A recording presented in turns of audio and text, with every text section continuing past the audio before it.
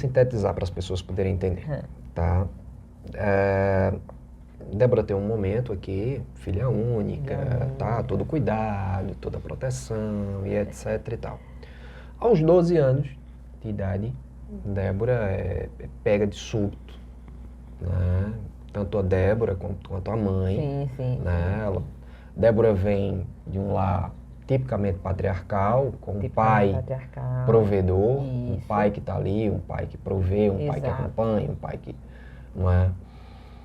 E de repente tem que se dar com uma situação atípica, abrupta, violenta, para a idade de Débora, com 12 anos de idade, que é ter que conviver com a realidade de perder o pai. Psicológico e social, né? Vai perder o pai. Porque é um processo muito doloroso, não é? Durou quanto tempo? Durou 6 anos. 6 anos. É um processo muito doloroso, em que você perde uma das pessoas que você mais ama todos os santos dias, você perde um pouquinho, Todos os dias você vai perdendo um pouquinho. Exato. Eu falo isso porque eu me identifico com você, porque eu passei 9 anos com a minha mãe. Então eu passei 9 anos perdendo ela todos os dias um pouquinho. Então eu sei como é angustiante, como é frustrante. E eu já era adulto. Né? E eu me recuperei até hoje. Então imagina você com 12 anos de idade. Então eu queria que você me falasse como foi isso daí, sabe? Sim, eu fui uma criança. Vamos falar primeiro feliz, da imagem do teu pai. Jota? Vamos primeiro falar da imagem do teu pai. Tá? Não tem teu como... pai como o provedor, teu pai como o cara que tá ali, o cara que dá o carinho, o cara que dá o afeto, o cara que provê tudo acolá, que tem uma filha. Pois é. Sabe? Que pensa, que planeja, que sonha, que quer independência, que quer que estude. Eu tive uma infância muito feliz. Por mais que eu não tivesse essa liberdade de estar no meio da rua e brincar com as crianças da rua, mas as minhas amigas vinham pra minha casa, né? Então, assim, meu pai, ele fez parte desse universo de querer fazer com que a vida da filha fosse feliz, mesmo sem que ela tivesse essa felicidade fora. Então, em casa, eu pintava as paredes, Jota, e ele, não brinca com a menina, não, deixa ela pintar a parede. Eu pintava ele, eu mexia no cabelo dele. Então, assim, eu fazia o que eu queria, né? Eu era uma criança, assim, criativa, que tinha brinquedos, assim, que mexiam com essa questão da criatividade mesmo, que era quebra-cabeças, eram jogos de números, de tabuada. Eu me lembro que meu pai me ensinou a tabuada na rede. 7x7, 49, sabe? 8x5, 40. Ele dizendo assim, e assim, a gente se balançando, né? E ele me ensinando a tabuada, a gente se balançando. Minha mãe me alfabetizou no português, meu pai me ensinou a tabuada. Ele era comerciante, a minha família é de comerciantes, né? E eu nunca esqueço dessa imagem, assim, a gente na rede e ele dizendo, né? 4x4, 16, 4x5, 20. E eu respondendo, entendeu? Morrendo de rir. Eu estava me divertindo aprendendo a tabuada com ele. Então, tudo que eu sei tabuada hoje foi ele que me ensinou. E assim, Jota, todo mundo que lembra da imagem dele depois do meu nascimento, ele estava colado comigo. Então, a gente tinha um apego muito grande. Todo mundo lembra da imagem dele comigo, indo me deixar na escola de bicicleta.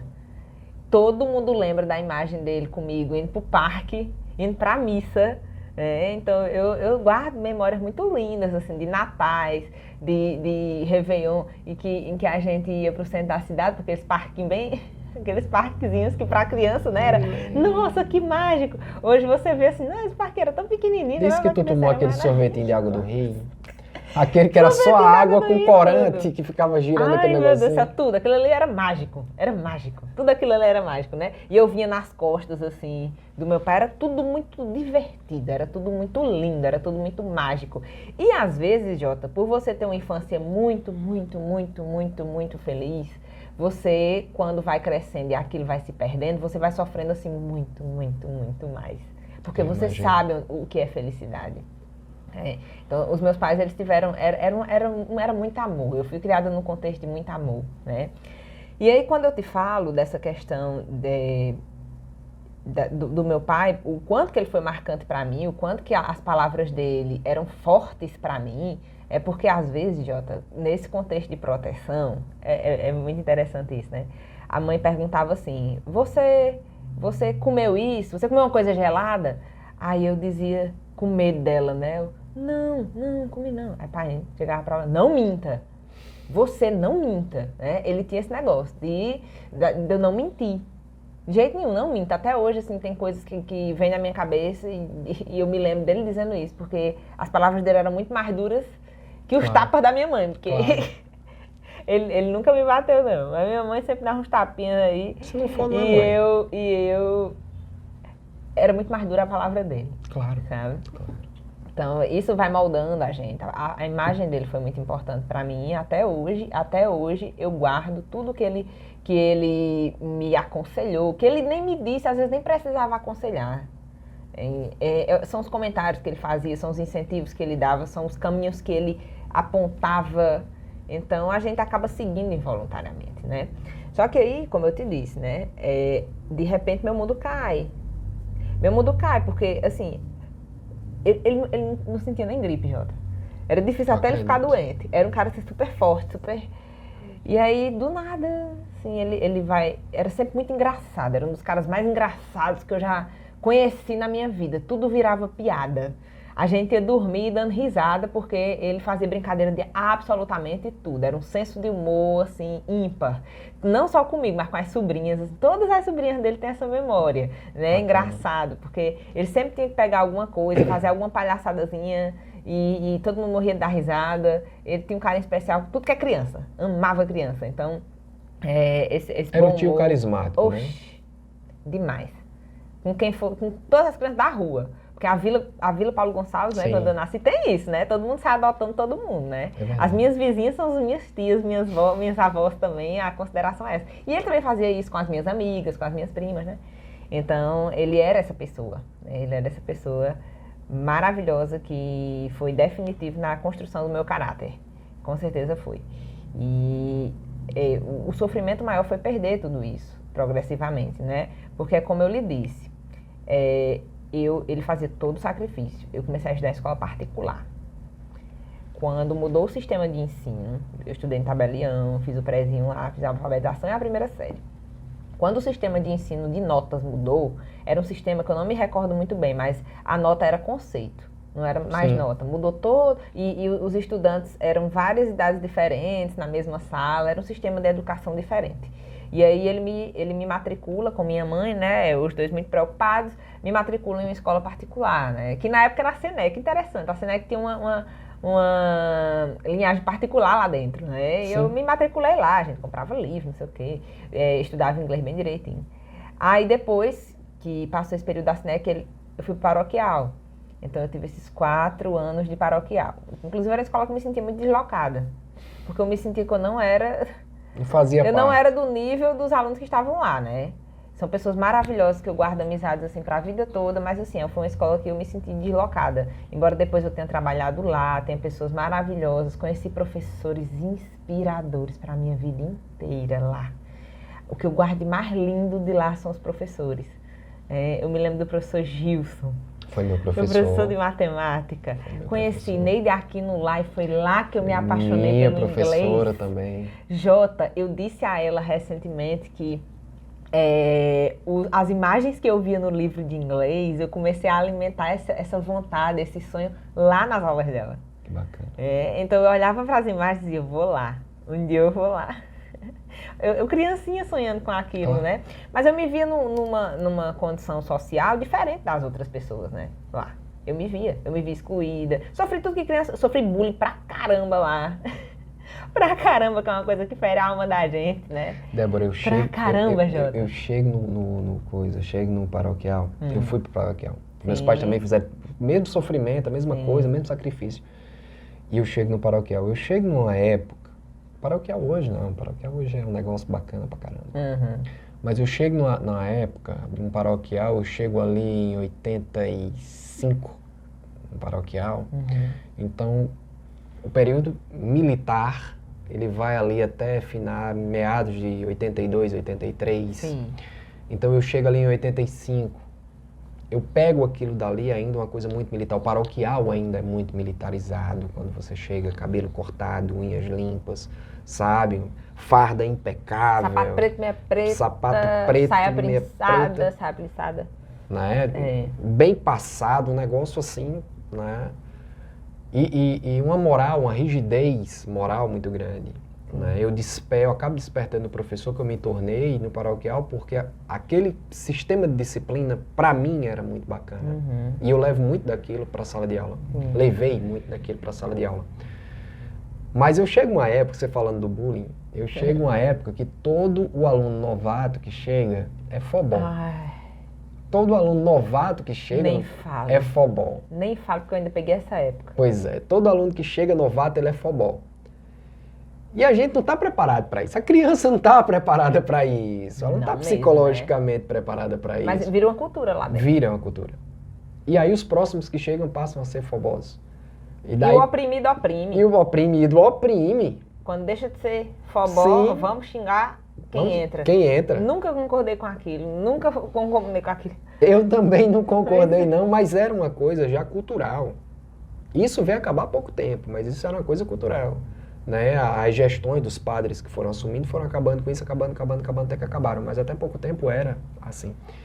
E eu chego nessa época, quando você fala disso, né, do bullying, eu me lembro do bullying que eu passei. Por exemplo, eu sempre gostei muito de usar a sandália de couro. Uhum. Né? E eu chego no paroquial com sandália de couro. Mas eu chego no paroquial com sandália de couro. Você no não primeiro entra dia. lá com sandália de couro. Quando eu chego com sandália de couro, a primeira coisa que o padre faz na porta é olhar e dizer, gente, Volte. não. Eu digo, não, eu vim assistir aula. Não, você não vem assistir aula, não. Volte. Né? Isso com 6 anos de idade, com 7 anos de idade. E eu passei por isso daí, sabe? E aí você falando aqui, eu me lembrei de Joseni Dantas, diretor. Me lembrei Foi da minha época. lembrei do Padre Vicente, diretor. Foi na minha época. Tão rígido quanto. Uhum, O Padre Vicente tão rígido quanto. E eu me lembro dos professores da época, eu me lembro de Tia Neide, né? Um amor, Tia Neide. Eu me lembro de Auricélio. Auricélio, diretor também na minha época. Que foi coordenador, acho, na minha época. E era professor também, como consequência. Né? Eu me lembro de Lourdinha. Severina. Dona Severina. Eu me lembro de... Como é o nome da mãe de Claudilânio? Da tia de Claudilânio? Evânia. Evânia. Que também não foi, eu fui depois dela. Sabe? Tanta gente querida que passou por lá, tanta gente bacana que passou por lá. E isso... Terezinha Teca.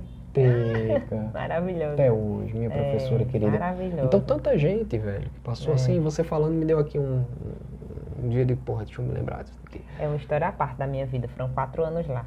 E mudou muito a minha vida, porque assim, Jota, aconteceu uma coisa muito extraordinária lá. Quando meu pai fica doente, quem é a diretora de lá é Fátima Oliveira. Fátima Oliveira, né? E aí ela... Minha madrinha, Fátima. É minha também. É tua também? Rapaz, tu sabia que Beijo, madrinha Fátima. Fátima é madrinha de todo mundo. Minha madrinha, eu preciso dizer que a senhora é madrinha de todo mundo. Porque o tanto de gente que eu já encontrei que a senhora é madrinha. Pois é, quero que ela assista. E ela faz uma coisa extraordinária. Meu pai chega pra ela e fala assim, eu tava na 7ª série. E meu pai chega assim, ó, não tenho mais condição de pagar a mensalidade. Não tem. Eu nunca nem disse isso de maneira... Eu acho muito legal contar essa história hoje aqui, Jota. Obrigada pela oportunidade de dizer isso. Ela diz assim... Eu compartilho da mesma dor, que eu fui bolsista. Aí que tá. Aí meu pai foi lá, muito angustiado. Eu não sei qual o teor da conversa que ele teve com ela, mas eu sei que eu já estava muito... Assim, mudar de escola para uma criança sempre é muito... Sim, é muito danoso. É danoso, é angustiante. É angustiante demais. Você já via um sistema de ensino que você gostava. Eu vim me aprofundando no inglês, que era uma coisa que eu gostava pra caramba. Era uma escola que era perto, relativamente, porque dava pra gente ir, enfim, tinha como ir com mais facilidade. E aí ele chega pra ela dizendo que não tem mais condição de pagar porque tá doente. Olha, eu tô doente, eu não tenho mais condição de pagar a mensalidade. O que a gente pode fazer? Eu não sei o que ele disse a ela, mas eu sei que ela mandou me chamar. E ela disse, você não precisa pagar, não. Você vai ficar aqui porque eu que vou arcar com isso. Acredita, Jota? Acredito. Jota, os livros chegaram lá em casa. Os livros que eram para ser comprados. Uma coleção que o pai passava meses para pagar. Os livros chegaram lá em casa. 7ª e 8ª série eu fiz. Sei que meu pai, com aquela conversa que eles tiveram, ela se comprometeu, ela segurou as pontas. E eu fiquei naquela escola por 2 anos. Mas entendo, né? Você está em uma escola particular, você passando necessidades financeiras na sua casa, você passando necessidades psicológicas, assim, em termos de acolhimento. Eu não tinha mais meu pai nem para me deixar lá na escola que ele ia, né? Eram mundos diferentes que eu tinha. Eu chegava em casa, né, num contexto, assim, muito difícil. A escola tinha alunos com condições sociais melhores. Claro. Então, isso também foi um choque. E isso também me moldou. E isso também me fez me tornar uma professora com um olhar social. Uma professora que procura se comprometer com a questão social, que é algo muito forte em mim, Jota. É algo muito forte que eu venho desenvolvendo, porque eu sempre me enxergo em outras crianças, eu sempre me enxergo em outros adolescentes. Então, talvez eu tenha essa aproximação com essas pessoas que têm essas vulnerabilidades, porque eu me enxergo nelas, em todos os sentidos, olha. Desde de autoestima abalada, a condições financeiras abaladas. Então, eu me enxergo nelas, porque eu passei por tudo isso. Eu também preciso fazer um relato aqui. Eu comecei a fazer uma especialização. Nossa amadinha Fátima, né, trouxe a extensão da URCA para a Aurora, que funcionava no estadual. Sim, me lembro. E ela trouxe essa extensão da URCA e eu fui fazer uma especialização lá. Já tinha me formado, fui fazer uma especialização. E foi mesmo no período em que eu descobri que mamãe tinha câncer, né? E aí chegou, assim, um momento que ficou muito complicado. Porque eu estava dando aula, estava fazendo a especialização, mas chegou uma hora que não dava mais para fazer a especialização, porque o dinheiro faltou dinheiro, né? E eu trabalhava basicamente para minha mãe poder fazer o tratamento dela. E faltavam uns 3 meses para terminar a especialização. Eu acho que não faltava isso.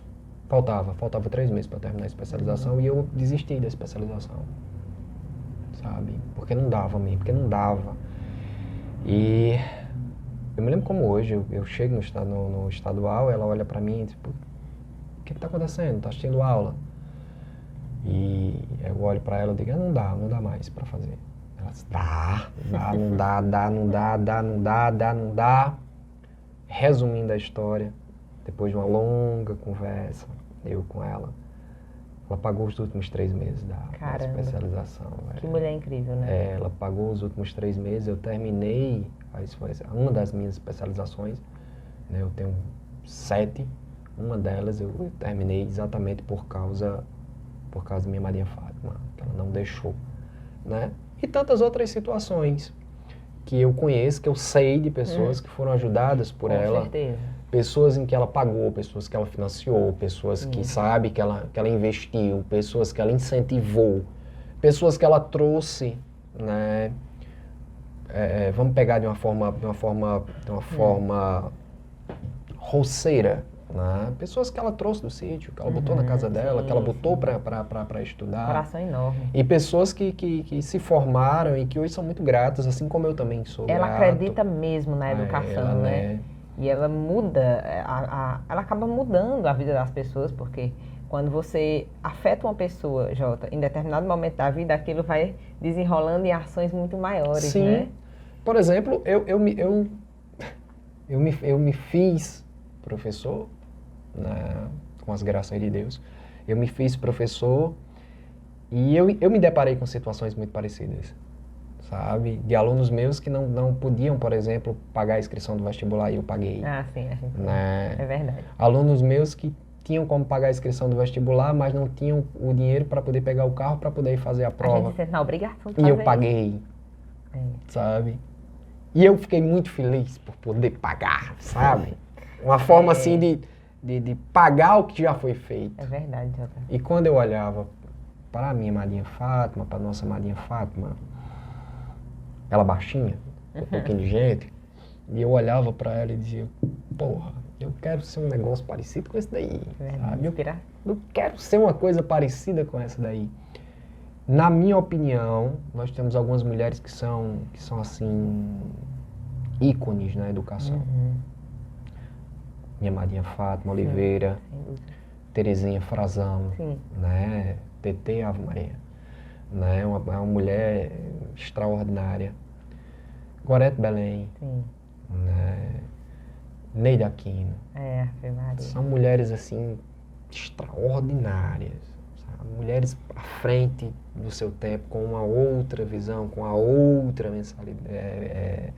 mentalidade. E eu olhava para essas mulheres me inspiravam muito, sabe? Eu digo, pô, eu quero ser um professor nesse caminho aí, sabe? E até que eu encontrei 2 outros professores que terminaram de moldar mais ou menos o que eu idealizava enquanto professor, que foi Raimundo Leal. Incrível. Generosidade Meu Deus. total, absoluta, meu padrinho. E Vicente Luna. Encontrei com Vicente, porque é Vicente que me pega e me traz para a educação. Quem me traz para a educação é Vicente. Vicente assiste uma palestra minha, isso eu no 8º período da faculdade, não, eu minto, no 8º período da faculdade, e aí ele assiste uma palestra minha, ele diz, pô, tu quer dar aula lá no Monsenhorão? Ele diretor na época, Sim. eu digo, quero. E aí eu vou dar aula no Monsenhor, com 18 anos de idade. Olha que negócio, eu vou dar aula com 18 anos de idade e eu tenho alunos de 25, 26, 27 no terceiro ano. Verdade. E hoje eu sou gordo. Porque na época eu era mais magro do que isso aqui. Deus. Então eu era uma criança praticamente Verdade. dando aula. Mas só para fechar aqui a questão de Madrinha Fátima, eu tenho essa dívida de gratidão com ela. Pois é, E eu quero um bem danado a ela, sabe? Um amor gigante. Ela fez parte dessa história. Ela fez parte e até hoje ela... eu a vi recentemente. Quando eu publiquei o livro, eu disse, o primeiro lugar que eu tenho que ir é lá, né? Esse livro de presente a ela. A gente ficou tão emocionado que a gente não tirou foto. Ela ligou, a foto! Até hoje eu tô devendo essa foto a ela. Eu tô devendo uma visita. É verdade. Faz tempo que eu vi minha madrinha. Estamos mesmo. Ser profissional de educação nos tempos de hoje, né? Né? Como é que você vê isso? Como é que você enxerga isso? Eu vou te fazer um recorte a partir de umas falas tuas aqui. Eu entrei na educação, Jota, para substituir Neide Aquino. Responsabilidade. Só. Que responsabilidade. Só. Aos 17 anos de idade, eu estava no 7º período da faculdade. E aí... Deixa eu só fazer aqui uma observação que é pertinente. Quando nós citamos esses nomes, Neide, Gorete, Raimundo, Vicente, a professora Fátima Oliveira, nós estamos falando em pessoas que eram referências educacionais na nossa época. Sim, gigantes com da educação. certeza. Sabe? Os grandes... Alencar Lé. Os grandes professores da época. Né? As referências educacionais que a gente tinha na época. Sabe? E aí substituir uma criatura dessa... Eu, por exemplo... Em pânico. Eu, por exemplo, fui substituir Vicente. Misericórdia. Quando eu chego para substituir Vicente, eu digo, meu Deus, eu vou dizer o quê aqui? Porque Vicente é genial. Eu digo, eu vou fazer o quê aqui, pela misericórdia? Bate um pânicozinho na gente, né? Mas me diz, tu foi substituir Neide. Substituir Neide.